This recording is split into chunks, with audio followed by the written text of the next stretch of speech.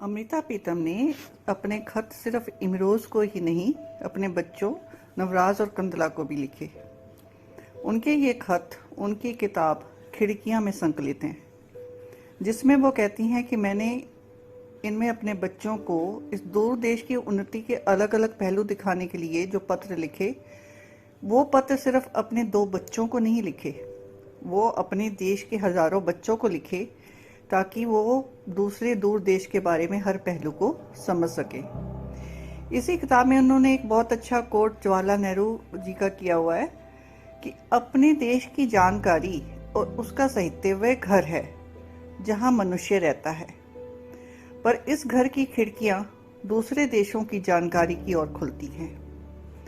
जो मनुष्य अपने घर की खिड़कियां बंद कर लेगा, उसे कभी ताजी हवा में सांस लेना नसीब नहीं होगा। जिंदगी को सेहतमंद रखने के लिए जरूरी है कि हम अपने घर की खिड़कियां खोल कर रखें। कितनी बढ़िया बात है।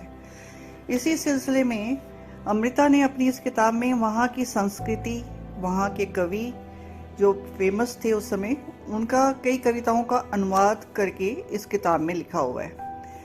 उन्हीं की एक अनुवाद की हुई कविता है जो जुल्फिया वहाँ की बहुत फेमस कवि थी, उसकी की हुई है। नाम है मिलन का जश्न। वही मैं आज आपके सामने प्रस्तुत कर रही हूँ। तूने लिखा था मैं आऊंगा, देशों की सरहदें लांघ कर, आसमान को चीर कर तुम मेरा इंतजार करना। मेरा सारा वजूद मेरी आंखों में समाया और मेरी आंखें आसमान को टटोलने लगी। तेरे जहाज का पंछी उड़ता रहा और फिर उसने मेरे दिल का कहा मान लिया। तेरे दिल का कहा मान लिया।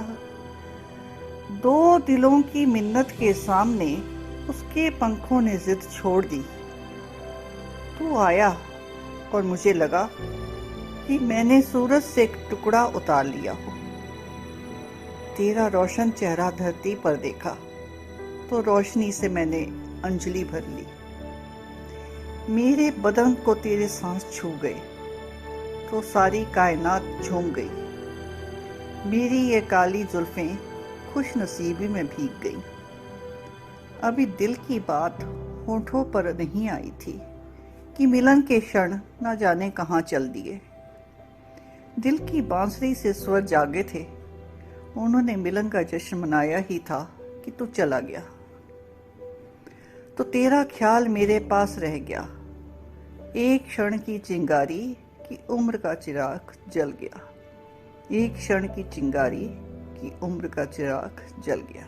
बहुत ही खूबसूरत पोएम है, बहुत ही खूबसूरत इसके भाव है। उम्मीद है आपको ये पसंद आई होगी। धन्यवाद।